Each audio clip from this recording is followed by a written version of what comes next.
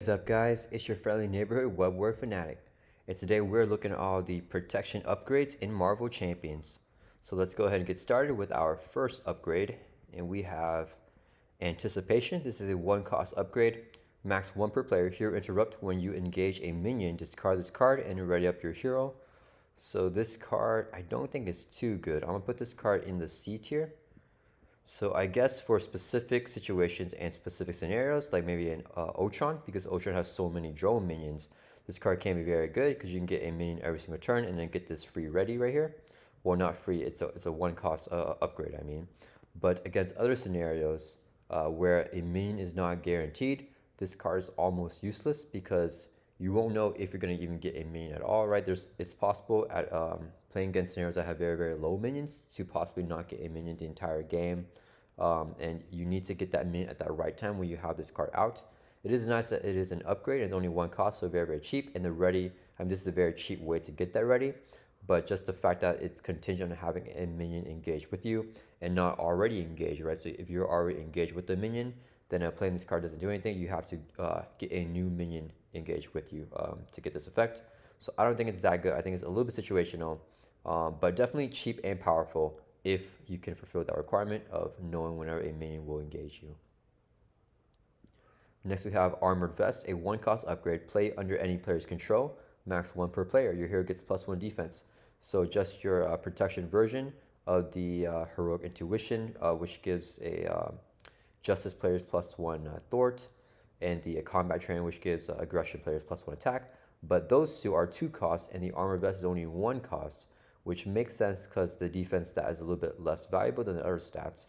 But Armored Vest, it's at least a B tier card, possibly A tier, depending on what type of deck that you're building.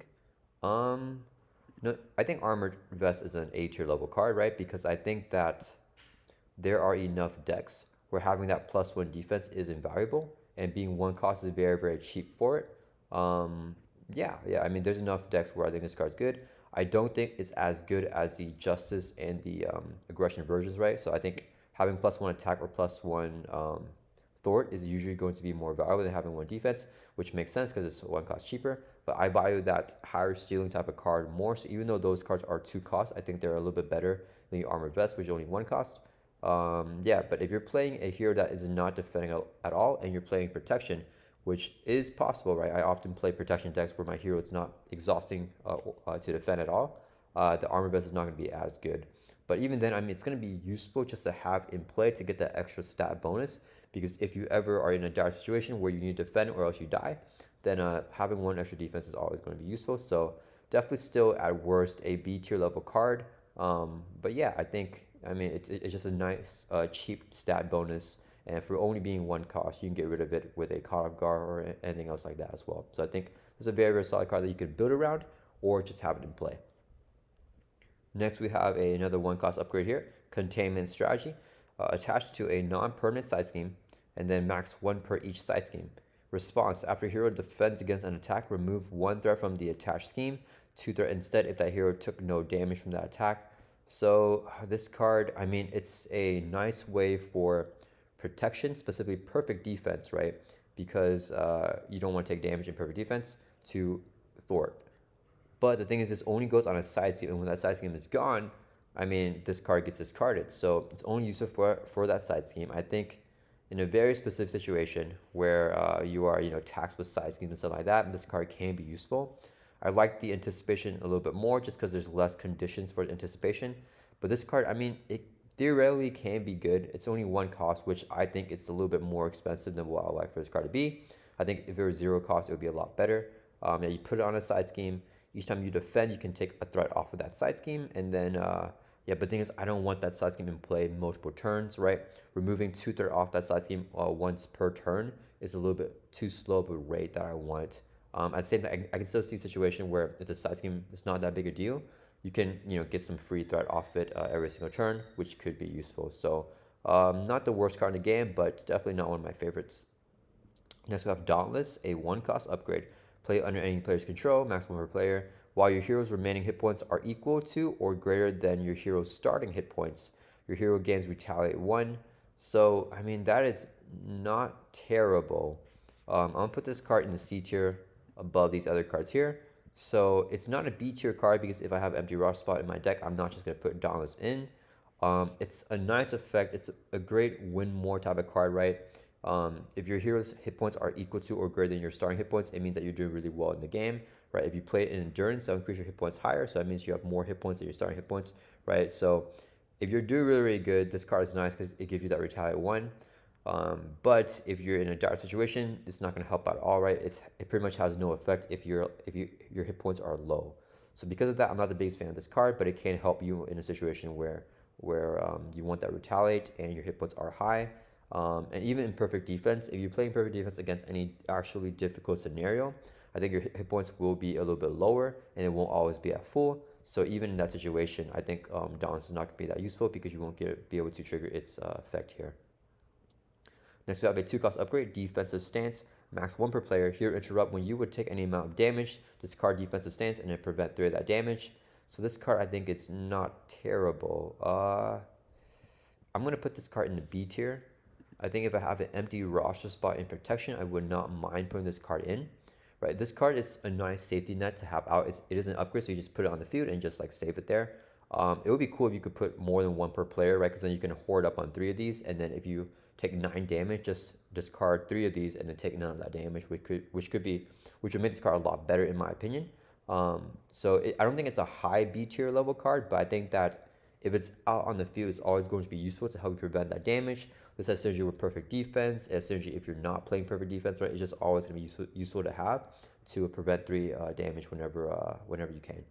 Yeah, and it doesn't have to be from an attack, right? So when you would take any amount of damage, so for indirect damage or for any other ways that the villain deals damage to you, this can prevent that. So very, very nice card. Decently cost. I wouldn't say it's expensive, but it's definitely not cheap. So a good price for this type of effect. Next, we have a 1-cost upgrade, Electrostatic Armor. Play under any player's control, max 1 per player. Response after you defend against an attack, do 1 damage to the attacking character. So I like this card a lot more than Dauntless here, right? Because I like this type of response a lot more than Retaliate, even though they're very, very similar. So the Retaliate keyword here, it must trigger when it can, right? So after you take, after someone attacks you, if you have Retaliate, you must retaliate and hit them back for 1. Right here, this response, it's not a forced response. So after you defend, right, that's the only difference between retaliate is that you must exhaust to defend or play one of those defensive cards, which counts as defending. Right, if you do that, then you can deal 1 damage to the attacking character. But it's not a forced response, so I don't have to trigger this effect if I don't want to. I can choose when I want to, and when I want to make that big push at the villain or at the minion or like whatever case that may be. And it's just a 1-cost upgrade, so a very, very cheap way to get that pseudo retaliate. And yeah, so I think this is a very, very good card. This goes minimum B tier and it's an A tier level card. I mean, it has really good synergy with perfect defense because you're defending, but the thing is you can even take damage and it still triggers. Yeah, I think it has so much synergy with protection. I'm putting an A tier. And is it better than Armored Vest? After you defend, I mean, both of these things you have to defend to trigger the effect. Armor Vest is only whenever you make an exhaust to defend. Electrostatic Armor is for any defense, so I actually like this a lot more. And the reason that I put this above Armor Vest is I think the Retaliate can be very valuable, especially when you can choose when it goes off. This card does not have to retaliate, so it's every single time you defend. If you can ready up and defend multiple times per round, then you can trigger this effect multiple times. And then and it's a tech upgrade, right? So that's the big thing that pushes it over. A 1-cost tech upgrade, that's kind of situational, right? Because not every character wants a tech upgrade, and not every deck will synergize with tech upgrades.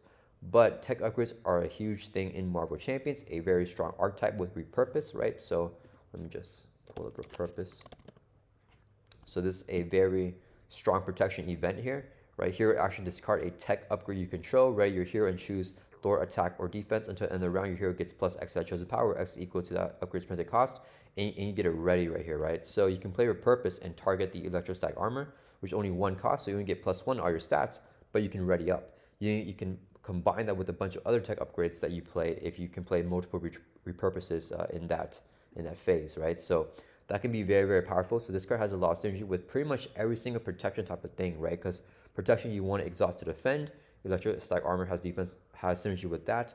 For perfect defense, you have to defend, right? So to take no damage, Electrostatic Armor has synergy with that. And for tech upgrade stuff with repurpose, with specific heroes like Iron Man who wants tech upgrades, this will fulfill the requirement for that, right? Because it's a tech upgrade. So even for Iron Man, Electrostatic Armor will give him that +1 hand size. So yeah, I think Electrostatic Armor is a very, very good card. Definitely A tier, and I don't think it's S tier. I don't think it's an auto include if you're playing protection, but very, very strong protection card. Next we have Energy Barrier, 2-cost upgrade. It comes in with 3 reflection counters. Interrupt: when you would take any amount of damage, remove 1 reflection counter from here, prevent 1 damage, and deal 1 damage to enemies. So I really like this card because you don't have to exhaust it, right? So any single time that you would take damage for each instance, you can remove 1 reflection counter from here and prevent 1 damage, and you can ping 1 back to enemy. So very, very good card, very versatile card as well. It's not S tier, but is it A? I'm gonna put this card. Oh, it's hard to say. It's hard to say. Okay, so evaluating this card for tech upgrades, it's really good. Being a 2-cost tech upgrade, which is a very cheap tech upgrade, right? So synergy with all the tech type of protection cards, right? So that's a bonus point for it, but that is contingent on tech upgrades, right? Electrostatic Armor is good for everything. But Energy Barrier is also good for a lot of other things too, right? Because preventing 1 of the extra damage, you can ping off tough stuff like that. It doesn't exhaust. Yeah, you know what? I think Energy Barrier is definitely an A tier level card because you can use it in a perfect protection type of deck to manipulate the amount of damage that you take and make sure you don't take any damage. You can use it with the hero that you want to take damage in, right? Like X-23, she wants to take damage every single turn, so she can ready up with her effect, the living weapon.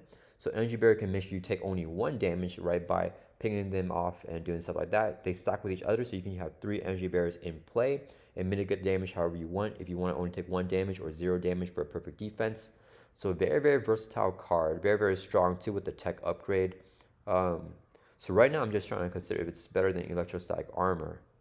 I do like it more actually. So I think, yeah, I mean, the Electrostatic Armor stays in play forever, right? So you don't have to spend anything. And this is only 3 counters, and then after you remove all 3, this card does get discarded. But the fact you can ping off damage, the fact that you don't even need to exhaust to defend or defend at all, right? The Electrostatic Armor, you have to at least defend to trigger this effect. The Energy Barrier is just always going to be useful to help you prevent damage. And when I first started playing the game, I thought this effect seemed a little bit lackluster, right? But 1 damage is invaluable. Preventing 1 damage is invaluable, right? Over time, that can help you a lot. Just being a little bit more healthy and doing damage to the villain or pinging off toughs, right? You can do damage to minions.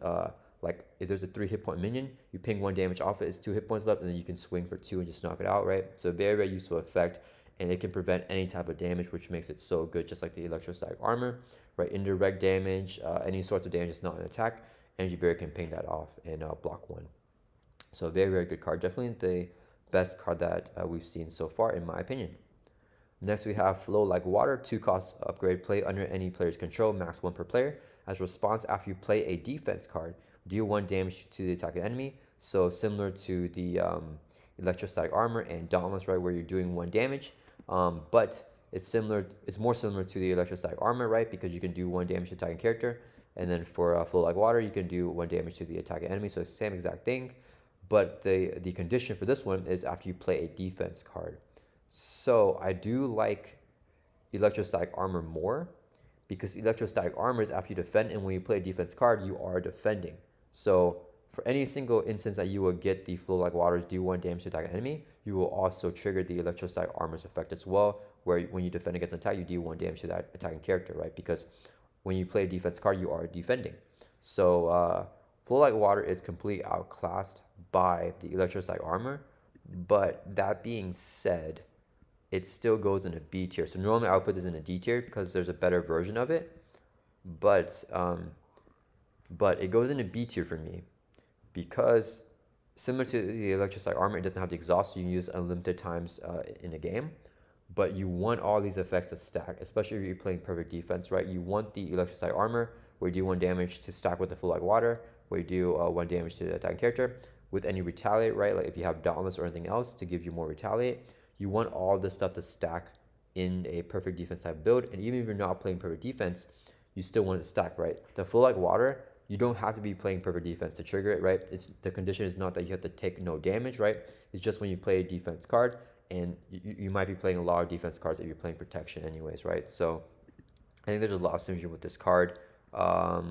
Is it better than defensive stance? This might be a hot take. I think I'm gonna put defensive stance above it just because I don't value the damage as much as I value this effect here. And I am considering that if you had to choose between electrostatic armor and flow like water, you're gonna put electrostatic armor, and if there's no space in your deck, you may not put the flow like water. So it's only if you're going for that specific type of build. I do think it's a very, very powerful card. And its potential is probably greater than defensive stance, but I like defensive stance a little bit more. And for the B tier, for just if I have an empty roster spot, I will definitely put defensive stance over the flow like water, unless I'm building around the flow like water type of thing. Next, we have a 3-cost upgrade, Force Field Generator. It comes in with 6 energy counters, max 1 per player. Force Interrupt: when you would take any amount of damage, remove that many energy counters from here. For each energy counter removed this way, prevent 1 that damage. So I like this a lot less than the energy barrier, right? They're different effects, but the Force Field Generator is 1 cost more, being 3 cost. It's six counters, but it's a Force Interrupt. So this has to trigger no matter what if you can, right? Versus the energy barrier here, right, is a regular interrupt. And one thing I forgot to note about the energy barrier is that since it's an interrupt, that damage happens first before anything else, right? So if a minion has, I don't know, 2 attack, right, and they attack you, this is an interrupt. So before that attack goes off, if they have 1 hit point left, you can move that damage from the energy barrier, prevent that damage, and hit the minion first before they attack you. So if the minion dies, then because it's an interrupt, their attack will never like go off because they're already dead. So a minor thing that I forgot to mention for the energy barrier. But yeah, for this thing, Force Interrupt, it's so any single time you take damage, you remove the counters from here, and then whenever you remove all the counters, then this card goes away. It's not terrible because it's a very expensive tech upgrade, which works with the repurpose that we talked about here, and so is Energy Barrier. Energy Barrier is a good mid-range card for it because it's 2 costs, so you can just discard when there's 1 counter left and get the full benefits. For Force Field Generator, it's a little bit harder to predict when you have 1 counter left on it because it is a Force Interrupt. So you might lose it before you get to repurpose it, or you might need to repurpose it whenever it still has a lot of counters. So that makes it not as good as my opinion, just the fact it's a Force Interrupt, and it's only max 1 per player, so you can't stack up on a bunch of Force Field Generators like you can stack up with the energy barriers here. And 3 cost is a little bit expensive. This card, it's definitely, I think, better than these cards here, but it's a little bit hard for me to say. I'm gonna put this card first in the C tier. I think there's just too many conditions to make this card good. I think you have to build around it specifically, like by putting in repurpose and playing a bunch of tech upgrades, or playing Iron Man who wants tech upgrades, right? I think you need something else in your deck to make this card good, and it is not very good by itself, just being a little bit too expensive, in my opinion. So I'm gonna put it first here in the C tier. Next, we have Hard to Ignore, a 1-cost upgrade. Hero response: after your hero defends against an attack and takes no damage, exhaust Hard to Ignore and then remove 1 threat from the main scheme. So this is not max 1 per player, so it can stack, so you can play 3 copies of it and then remove 3 threat from the main scheme for 1 instance where you're defending and taking no damage. So it's a decent card. 1-cost upgrade is very, very cheap. I'm gonna put this card. Right here. And I think this might be a hot take. I'm not sure. So I talked about this before in the other videos, I'm sure. But Perfect Defense, I think, has a low ceiling. I don't think Perfect Defense works against Expert Ronin. I don't think it works against Expert Venom Goblin, right? It's a good and really, really cool archetype, and I like it a lot. I think it's a lot of fun, but I think that just the ceiling is a little bit short. So when I'm evaluating how good cards are, I have to evaluate how good they are against the toughest villains as well, right? Because that determines how strong a card is, right? So Hard to Ignore, I think, because it is contingent on Perfect Defense, where you have to not only defend, but you have to take no damage to trigger the effect. I don't think it's going to be that often you can do that against the most tough villains. And then removing 1 threat from the main scheme, I mean, that's decent. It's a little bit lackluster, but it makes sense because it's so cheap. But because it's contingent on that Perfect Defense thing, I don't think it's the best card. Yeah, so I'm gonna put it here in the C tier. Next, we have Height Advantage, 1-cost upgrade. While your identity has the aerial trait, reduce the amount of damage you take from each enemy attack by 1. And the Force Interrupt is when your turn begins. Discard this card. this card is hard for me to, so we're going to value this card as we're playing with the aerial character. It might be D tier. No, I'm going to put it, that's okay. I'm going to put it in C tier, and I might put it above containment strategy. Let's see, when you defend against an attack, remove one threat from the scheme. It can be really argued back and forth. I'll put height advantage above it, just because I think it has a pretty high ceiling if you get the very rare conditions for this card, right? So for the whole entire round, right? So could you play this card, and then every single time you would take an amount of damage, you can prevent from enemy attack. You prevent it by 1, and then whenever your turn begins, you discard this card, so it stays in play for a whole entire round, right? So if you're playing Ultron, and Ultron has like 10 drone minions out on you, right? You may have lost anyways, but if you play this card, each time an enemy attacks you, you can reduce that damage by 1, so you can prevent all of that damage from those Ultron drones. And then this card is saving you for like 10 damage. So in that situation, this card is like super duper good, right? But I think that's a very, very rare case. I think there are other cases where it's similar to that. So this card can be very good. It's a super high ceiling, I guess, if you can meet that requirement. But I think that requirement is very, very hard to meet. So for that reason, I think it goes pretty low in the C tier. But yeah, definitely not completely useless, which is what I would put for a D tier card. But I think that it's very, very rare to ever get any value out of this card.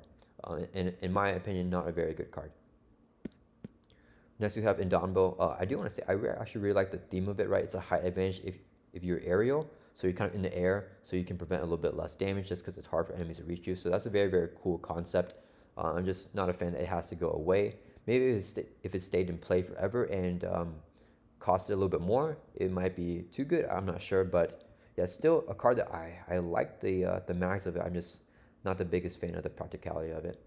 Next we have Indomitable, a 1-cost upgrade. Response after your hero defends, discard this card and then ready up your hero. So once again, it's not a forced response, so you can choose when you want to trigger, which makes it a lot better in my opinion. And then it's just every single time you defend, you can discard this, right? So if you play a defense event with the defense keyword, even though you're not exhausting, that counts as you defending. So then whenever you do that, you can actually get a ready up if you're exhausted before you play that card. So this is a pretty decent card. I'm gonna put this card in the B tier, and I might move it up in the B tier. I think if I have an empty roster spot in protection, I definitely don't mind putting Indomitable in.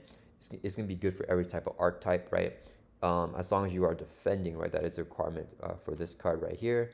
I mean, getting a ready is very, very good. I think I'm actually put it first in the B tier. You know, 1 cost is so cheap. Getting that ready is always going to be good, and it just has to be whenever your hero defends. I think a 1 cost ready, I mean, it's kind of what it is. All you gotta do is defend, and if you're building around it, you can make it even more powerful, right? Like playing a bunch of cards that makes you defend, and you can stack these up. You can have 3 Indomitables in play at once, so then every single time you defend for the next 3 defense, you can just get it ready back up and then defend again. So I think it's a very good card. I'm gonna put it first here in the B tier. Next we have Judoka Skill, 2-cost upgrade. It comes in with 3 judo counters, max 1 per player. Interrupt when you defend against an enemy attack. Remove 1 judo counter from here. The enemy gets -2 for that attack. So yeah, I mean, it's interrupt, so it happens before the attack. So if they get -2 for a minion, that might bring down 0 attack. You don't take any damage, but you're already defending anyways, which kind of hurts. So you want to be defending, and this will help you build on to do less damage. I think that works very well with perfect defense, but you guys know how I feel about perfect defense. So in terms of how strong it is, right? So I'm gonna put this card 2 cost. You use it 3 times and it goes away. Just cutting off a little bit more damage. Is it better than Dauntless? I'm gonna put it above Dauntless, right? I think that is useful to mitigate damage even if you're not playing perfect defense. You just have to defend, which might be a little bit difficult to do if you're not playing perfect defense. But yeah, I mean, definitely a way for you to mitigate some damage from the enemy. And I think if you're facing the villain, like using this card against the villain, right? You are defending for 1, 2, or 3, and this will give you -2 attack for the villain. So I mean, that might help you reduce all the damage or take very, very little damage. So not a terrible card. I think it's a little bit expensive, and the effect is a little bit lackluster, especially because you had to defend against enemy attack to trigger it. But if it was not tied to defending, I think that would be a lot better. Yeah, I mean, not my favorite card. I think it's going to be situational to maximize its full effect. Next, we have Nerves of Steel, 2-cost upgrade. Play under any player, max 1 per player. resource, exhaust Nerves of Steel, and then generate an energy resource for a defense event. So I think this card is okay. I'm gonna put it in the C tier. I think it's situational because I think the best defense events are zero cost events, right? Like let's take a look at like expert defense, or let's take a look at Defiance. This is one of my, in my opinion, one of the best defense events right here, right? So Defiance, zero cost event. Hero Interrupt defense. When a boost card on an enemy attacking you would be turned face up, you can discard instead. So very, very powerful protection card and very strong defense card. So the thing is, it's zero cost, right? So all the best defense cards, in my opinion, are zero cost because you're playing them during the villain's phase, and you don't want to pay extra resources to pay for cards that that you don't draw back up, right? Because when the player phase begins, whatever your hand size is, you don't draw it back up. You just keep whatever cards you have left in your hand. So you play a bunch of cards, that you might not have any more cards whenever your turn actually begins to do anything during your own turn. So for that reason, I really like zero cost of defense events, and there's very, very powerful zero cost defense events in the game. And this card is good for those one cost defense events, right? Because you can pretty much play it for free because of the Nerves of Steel. But I think it's situational that you have to have those one cost defense events in your hand to really get any benefit out of Nerves of Steel, right? And if you're playing a situation where you rather play the zero cost of ones more, then the Nerves of Steel won't do anything. So I think even if you play Nerves of Steel out, it's not going to trigger, you're not going to be able to use its effect every single turn after you play it out, even if you are playing like a perfect defense or a highly defense event type of deck, just because there's so many good zero cost defense events in the game. Yeah, and 2 cost upgrade for that, I don't think it's the best card.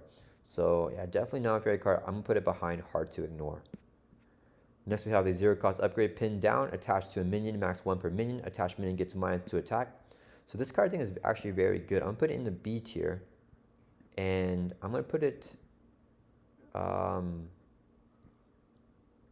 gonna put it pretty high up. I'm gonna put it actually first in the B tier. So I think depending on the situation, this could be an A tier card, but it's contingent on minions, right? So minions are the thing that will make this card have any value, right? If there's no minions in play, then this card is gonna be C tier, D tier, right? It's a useless card when there's no minions, right? But if there is a minion, and you know, you can't guarantee minion all the time, but most scenarios, I guess there will be minions, right? So I was talking about that earlier with another card with the anticipation, right? Most of the times there will be a minion, but the thing is, anticipation, you need to play this before the minion comes out. You won't know when it's going to be valuable. For the Pin Down, the minion can already be out when you play this card, right? And if you know that you're going to get minion out for sure, right, because of the Space Stone or something like that, you can save the Pin Down for that situation. So basically, a lot of minions have low attack. So if they have 2 attack or 1 attack and you play a Pin Down on them, they now have 0 attack. So every single turn, you can just leave them there and not worry about them, and they're not going to do damage to you. So whatever resource that you might need to defeat that minion, you can just wait a little bit, not worry about them, and then just have them pinned down. If you flip over them, then they'll scheme, so that would be kind of bad, but I mean, their attack is now nullified. And for 0 cost, that's the perfect cost that I want to see for an upgrade like this, right? So I think its effect in that situation, especially if you have like a minion that has like, let's say 2 attack and like 8 hit points, right?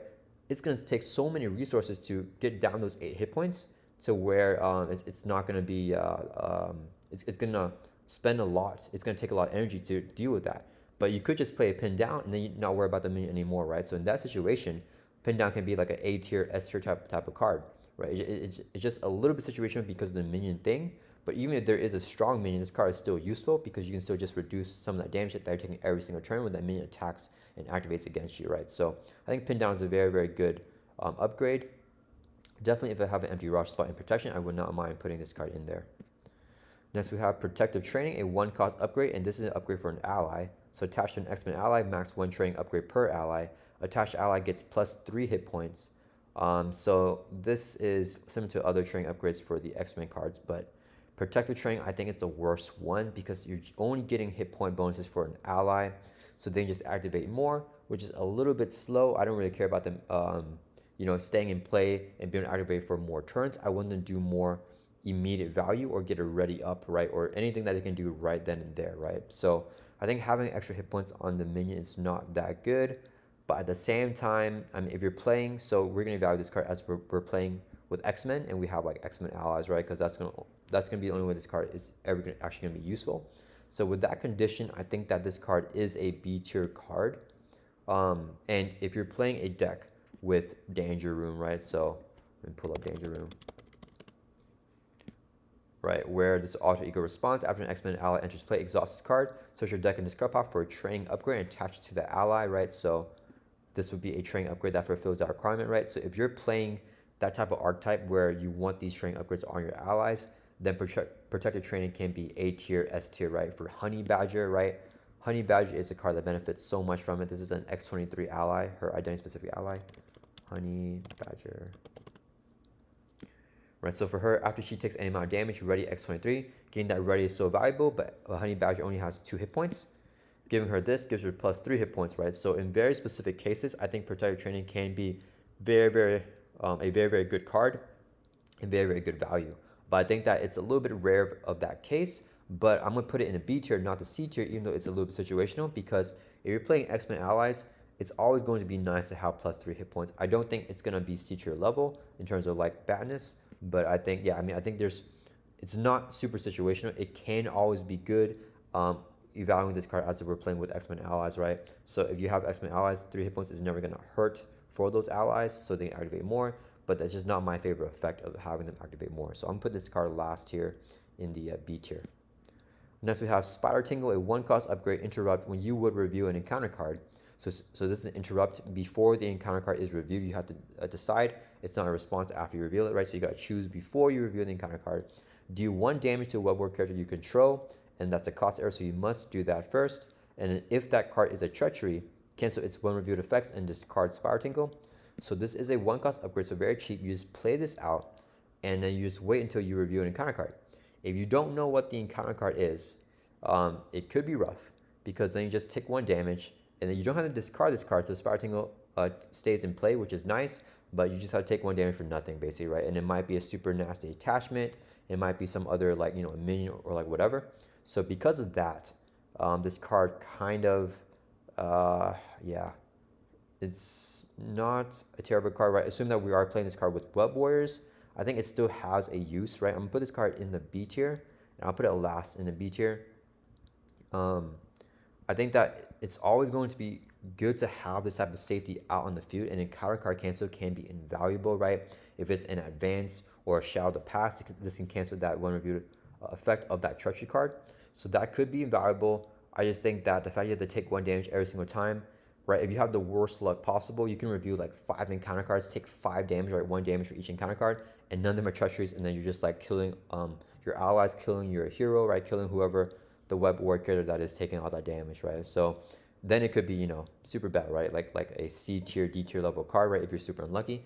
If you're really lucky, it's totally worth it, right? Totally worth to take 1 damage to cancel in advance. Totally worth to take 1 damage for 1 cost for this card, right? To cancel a Shadow to Pass, right? So it just kind of depends. Because of that luck factor is a little bit hard for me to say, but I think that if I'm playing Web Warriors protection, I think that if I have an empty roster spot, I would not mind putting the Spider Tingle in, just because it's a nice safety net to have out if you're worried about getting those nasty encounter cards. And then lastly, we have Unflappable. This is a 1-cost upgrade. Play under any player's control, max 1 per player. As a response, after you defend against an attack and take no damage, exhaust Unflappable, and then draw 1 card. Okay. This card for me, oh man, okay, this is going to be a really hot take. You guys know how I feel about Perfect Defense right now already. Unflappable, I think, is it a B tier level card or is it too conditional? I think the effect is very, very good. Okay, I'm going to put Unflappable for right now. I think I'm going to put it in the B tier. And I'll put it first in the B tier for right now. Okay, so, and then let's kind of evaluate it. So to evaluate Unflappable, I think we kind of evaluate Perfect Defense as well. So Unflappable, you only use it once per round, right? Because you have to exhaust Unflappable to get that card draw. It is only 1 cost, so it's very, very cheap to get this card out, very easy to get it out. And if it's drawing you like 5+ cards per game, it's A tier, S tier, right? It's super duper good if you're drawing multiple cards per game with it, right? The only thing with this is that I think, like I was saying earlier, right? Perfect Defense, I think, is an amazing archetype. I think it's super duper fun. I like it a lot, but I think that it is not viable against the most difficult villains, right? So for newer players that are playing this game, I don't want to be like, okay, I'm gonna buy all these perfect defense cards, right? People are recommending me to buy Unflappable and other perfect defense cards. I'm gonna get all these cards, and then they want to take down Ronan, they want to take down Venom Goblin, and they just can't do it. And I don't want them to do that and be like, oh man, or they might be able to do it, but have like extreme difficulty where like it's almost impossible to do, right? Especially if you're playing Expert Ronin or Expert Venom Goblin. I think perfect defense is just a little bit hard to manipulate because Ronin's hitting you for so hard. If you got the Power Stone, right, he's hitting you for like 10, 15 damage, even more sometimes, and you cannot block out all that damage just because I know there's just too many things at play, right? If you're preventing 3 with defensive stance, you can prevent another 2 this way with another defense event or something like that. You can increase your defense by 1, right? But can you really defend for 10 to 15? And you could play stuff like a backflip and prevent all that damage, right? So I'm talking about Spider-Man's backflip here, right? And I think if there are more cards like this, then perfect defense would be a lot more viable, right? When you would take an amount of damage from an attack, prevent all the damage, right? So, but this is only for Spider-Man, and there's not much more cards like that, especially, and there's not that many cards in protection. That's why backflip is one of the best defense events in the entire game. So because of that, you're going to be usually taking damage, and even if you can miraculously defend well in those 15 hits that Ronin swing at you, he'll activate multiple times per turn, right? Ronin has so many nasty encounter cards. Even if you can cancel 1, he can still activate 2 times against you. He can still attack you twice. At worst, he can attack you 3 times in 1 turn. So yeah, I mean, because of that, even if you block out all damage from 1, you may not be able to take another damage. And even by some miracle, if you can defend all 2 or 3 of like a Ronin or a Venom Goblin's attacks and not take damage for whatever reason to trigger these effects, I think that you won't have any more cards left in your hand to play during your player phase to actually advance in the game, right? Like doing all that stuff, you have to play all the defense events. So that's kind of unrelated from the Unflappable thing. That was just kind of why I put perfect defense type cards a little bit lower than where other people would put them. If I'm wrong, definitely let me know. I don't think that I'm like, absolutely correct or anything like that. That's just kind of been my experience with perfect defense. So yeah, so back to Unflappable here. Unflappable is so good in a perfect defense type build, and sure, you have to exhaust it once, so you draw 1 card already, so all you gotta do is defend 1 time and not take damage, but even that is not guaranteed in perfect defense against the most difficult villains, right? There's no guarantee that you'll have the correct cards in your hand that you need to block off a 15 attack, a 10 attack, even lower, right? Like even like a 7 attack from like Thanos or something like that, right? It's not guaranteed that you can trigger that every single turn. And if you have Unflappable out and you cannot exhaust it for that turn to get that card draw, it's not a good card. That being said, I still put it in the B tier. I think it is a very powerful card, and in a perfect defense deck, right, it's an A tier level card against the easier villains, right? Against those villains where you can trigger Unflappable every single turn, A tier, S tier, super duper good. But I have to evaluate these cards against every scenario in Marvel Champions, and I do put a lot of weight in the more difficult scenarios because a card that's good against only weak scenarios and bad against difficult scenarios, to me, it's not that good of a card because I want it to be useful against the more difficult scenarios, because when you're facing an easy scenario, you don't even need any specific card to win. You can use any cards to win, right? So what's the point of having a card that's like overkill for easier scenarios, right? And I think Unflappable is kind of in that category. It is good though, don't get me wrong. After you defend against an attack, you take no damage, so you can play a backflip. You don't have to exhaust to defend, right? You can do any sort of defense keywords right here, like backflip, right? So the defense keyword, this counts as you defending, right? So if you play a backflip, you can trigger the Unflappable to draw a card, right? So yeah, I think Unflappable is a very good card with a very powerful effect. I think that the triggering condition for it right here, right? You have to defend against an attack and take no damage. I think that's a little bit situational, and it's hard to trigger against the more difficult scenarios. So that's the only reason I'm putting it in the B tier here. I'm sure that I think a lot of people might disagree with that, and that is okay. Let me know what you guys think. Let me know why you guys disagree and why Unflappable might need to be rated higher. But yeah, this is my protection upgrade tier list here. And I hope you guys enjoyed this video. Let me know what you guys think of my list and if you agreed or disagreed with anything. I'll see you guys in the next one.